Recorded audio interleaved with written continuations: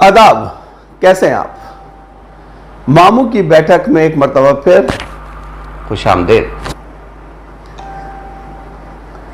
आज एक छोटी सी बात मैंने आपसे करनी है, वो ये कि कभी आपने ये सोची ये बात कि अल्लाह ताला ने जब ये फैसला किया कि अपना कलाम ज़मीन पे नाजिल किया जाए तो उसके लिए ज़बान जो है वो अरबी सेलेक्ट की।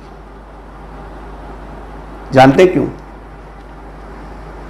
क्योंकि अरबी दुनिया की वो वाहिद ज़बान है जिसको हम कह सकते हैं ये कॉम्प्रीहेंसिव लैंग्वेज है, फसी व बलीग कंप्लीट लैंग्वेज है। अब आपको मैं एक छोटी सी एग्जांपल देता हूं, इससे आपको समझ में आ जाएगा कि अरबिक जो है किस कदर वास्ट है और किस कदर गहरी है और किस कदर जामिया लैंग्वेज है। कंप्लीट या कॉम्प्रिहेंसिव सही समझ में आ जाएगा आपको लैंग्वेज है।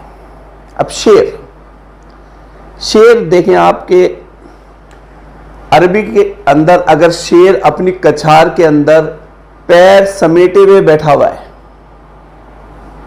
इस्तराहत कर रहा है, ऐसे वक्त में उस शेर को कहा जाता है असद। असद अगर शेर कछार में सुकून से बैठा हुआ है, क्या कहलाता है? असद। अब अगर यही असद अपनी कछार से निकलकर चहलकदमी शुरू कर दे तो उसको कहते हैं ज़रख़ाम। यही असद जब चहलकदमी शुरू कर दे तो कहलाता है ज़रख़ाम। यही ज़रख़ाम जब चहलकदमी करते वक्त एक ख़ास सिमत में कुछ देखने लगता है, एक ख़ास सिमत में अपना टारगेट कर लेता है, तो उस वक्त उस शेर को कहा जाता है ग़ज़नफ़र। समझ रहे हैं? अगर वो एक ख़ास सिमत में देखना शुरू कर दे चहलकदमी के दौरान तो कहा जाता है ग़ज़नफ़र। अब यही ग़ज़नफ़र अगर अपनी कछार से भागना शुरू कर दे तो वो कहलाता है ज़ैग़म। कछार से भागना शुरू कर दे तो कहलाता है ज़ैग़म। अब यही ज़ैग़म जब अपने शिकार पे हमला करता है तो कहलाता है हमज़ा। यही ज़ैग़म जब शिकार पे हमला करता है तो क्या कहलाता है? हमज़ा।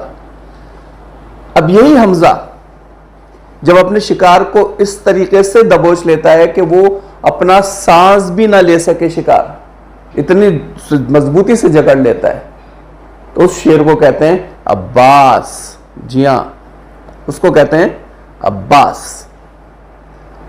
और वही अब्बास अगर अपने शिकार के टुकड़े टुकड़े कर दे तो वो कहलाता है हैदर। जी, तो मौला अली का जो लक़ब हैदर है वो इसी मुनासिबत से है और बहुत ही सही है उनकी जुर्रत और शुजाअत के हिसाब से।